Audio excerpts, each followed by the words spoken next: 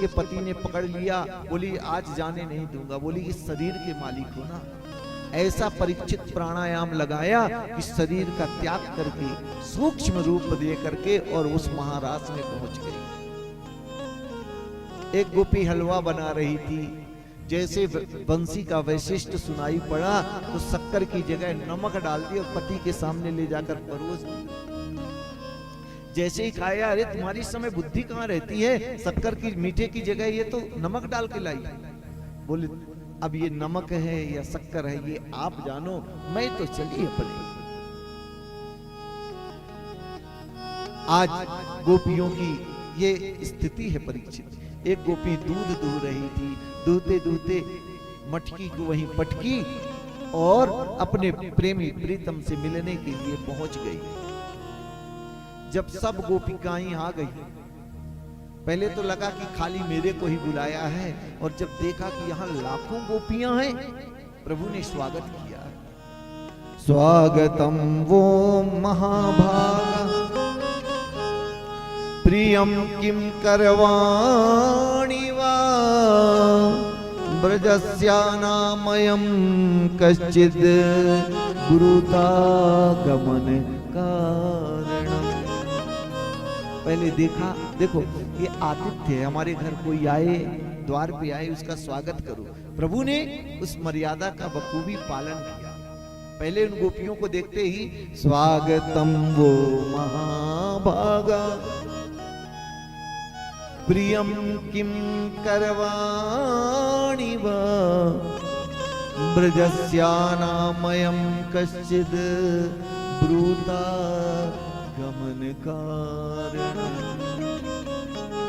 हे देवियों, स्वागतम है, आपका स्वागत है। बड़ी प्रसन्न हुई। देखो हमारे प्रीतम हमको बुलाते भी हैं, फिर मेरा मान भी दे रहे हैं, स्वागत भी कर रहे हैं। लेकिन जब आगे की कड़ी पूछी, ब्रूता गमन कारणम, किस कारण से आई, अब क्या जवाब दे बोलो। अरे भाई, कोई द्वार पे ब्राह्मणों को निमंत्रण करके आए, और जब ब्राह्मण द्वार पे भोजन करने आए तो बोल दो, उससे पूछो कि किस लिए आए हो, तो क्या बोलेगा, यही बोलेगा ना, कल आपने हमको भोजन के लिए बुलाया था इसलिए हम आए। तो गोपियों की भी यही दशा है परीक्षित। आज गोपियों को प्रभु ने पहले स्वागत किया, फिर बोलते हैं ब्रूता गमन कारणम, आपके आने का क्या कारण, किस लिए आई। अब क्या जवाब दें भैया, आप ही ने नाम लेकर बांसुरी बजाई, आप ही ने बुलाया, अब आ गई हैं हम। जब हम आ गई हैं तो द्वार पे कह रहे हैं ब्रूतागमन कारणम, किस लिए आई हैं। ओहो, पतिदेव से शायद झगड़ा हुआ हो, इसलिए देवियां तुम चली आई हैं। तो देखो कैसा भी है, दुष्ट हो, लंगड़ा हो, अंधा हो, कैसा भी हो, बाबा कहते दुस्सीलो दुर्भगो वृद्धो जड़ो रोग्य धनापि। अंधा हो, लंगड़ा हो, जैसा भी हो, अपनी देवियों जाओ पतियों की सेवा करो, तुम्हारा यही धर्म। जब गोपियों ने कुछ नहीं बोला, तब पूछते हैं दृष्टम वनम कुस्मितम, आपने ओहो, शायद आपने इस शरद पूर्णिमा की चांदनी रात देखने आई होगी। देख ली चांदनी रात। देवियों, ये चांदनी रात देखने में तो बड़ी सुंदर रहती है, और यहाँ बड़े बड़े हिंसक जीव रहते हैं, नाश्ता कर जाएंगे, चली जाओ। फिर भी गोपियां कुछ नहीं बोलती हैं। देवियों, श्रवण श्रवणा दर्शना ध्याना मयि भावोनुकीर्तनात् न तथा सन्निकर्षेण प्रतियात ततो गृणा। भगवान कहते हैं देवियों, श्रवणात् दर्शनात् ध्यान, ये ध्यान है, श्रवण है, ज्ञान है ना, तुम चली जाओ, अब कीर्ति फैलेगी। न तथा सन्निकर्षेण प्रतियात ततो गृणान। देखो, दूरियां रखने में, प्रेम में पुष्टि बनी रहती है, बल बना रहता है। जब ज्यादा नजदीकी बन जाती है तो उसी प्रेम में दोष दिखने लगता है। इसीलिए रिश्तों में थोड़ी दूरियां रखनी चाहिए। भगवान कह रहे हैं स्वयं कि देवियों, तुम चली जाओ। मैं मानता हूं कि तुम्हारा निश्चल निस्वार्थ प्रेम है हमसे, पर उस प्रेम में थोड़ा सा दूरी बना के रखो। क्यों दूरी बनाए? बोले जब नजदीक आ जाओगी ना तो उसमें दोष का दर्शन होने लगता है। कहीं कुछ दोष मैं देखूंगा, कहीं कुछ दोष तुम देखोगी। तो भगवान कहते हैं देवियां चली जाओ। अंत में गोपियां सुन रही हैं, परीक्षित अपने पैर के अंगूठे से धरती को खुरोद रही है। प्रभु ने पूछा देवियों ये धरती को क्यों खुरोद रही हो? बोले अब इसी धरती में समा जाना चाहती है। बोले ऐसे काम नहीं चलेगा, पैर के अंगूठे के नख के माध्यम से धरती खुरोदेगी तो पता नहीं कितने साल लगेगा। अतः हे देवियों तुम चली जाओ, जाओ अपने घर में जाकर के अपने पूर्वजों की, बड़ों की, पतियों की, बाल बच्चों की सेवा करो, तुम्हारा यही धर्म है। अभी तक भगवान बोलते रहे, गोपियां अश्रुपात कर रही हैं, अंगूठे के नख से धरती को कुरेद रही हैं। पहले तो बुलाया, बुलाने के बाद पूछ रहे हो क्यों आई हैं? अरे जब यही पूछना था तो नहीं बुलाते।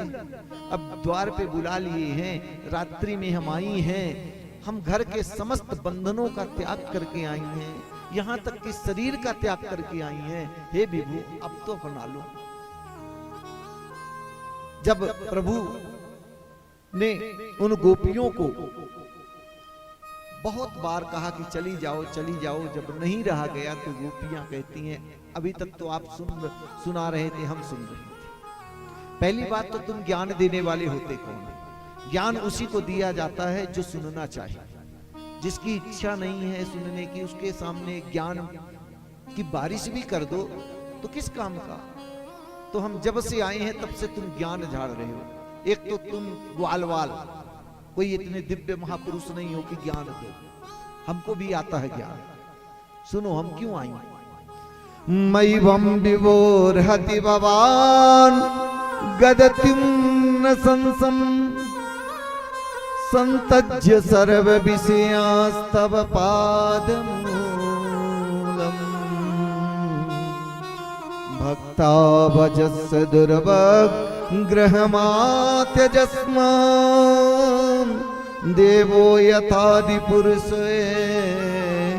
भजते मुमुक्षु।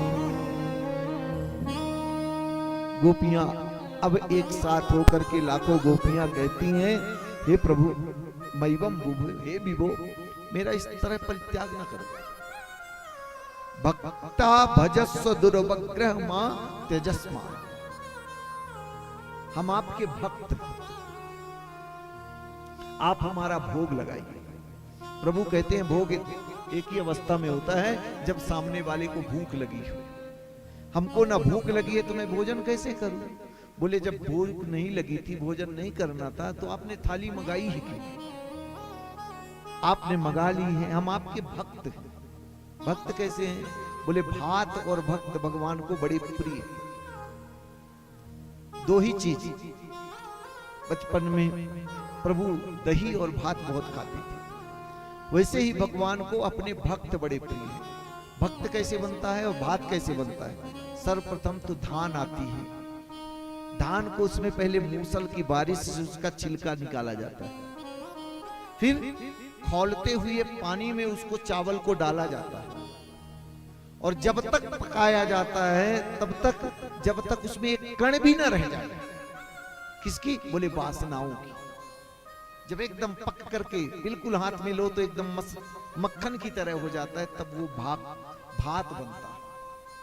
वैसे भक्त है, बोले वासनाओं की छिलके जब तक हमारे जीवन से नहीं उतरते, विरह की अग्नि में, उस विरह रूपी प्रभु के विरह रूपी जल में जब तक यह जीव नहीं भात की तरह पकता तब तक उसमें कण रह जाते हैं, और जब तक इसमें कण रहेंगे तो प्रभु कहते हैं मैं उसको नहीं अपनाऊंगा।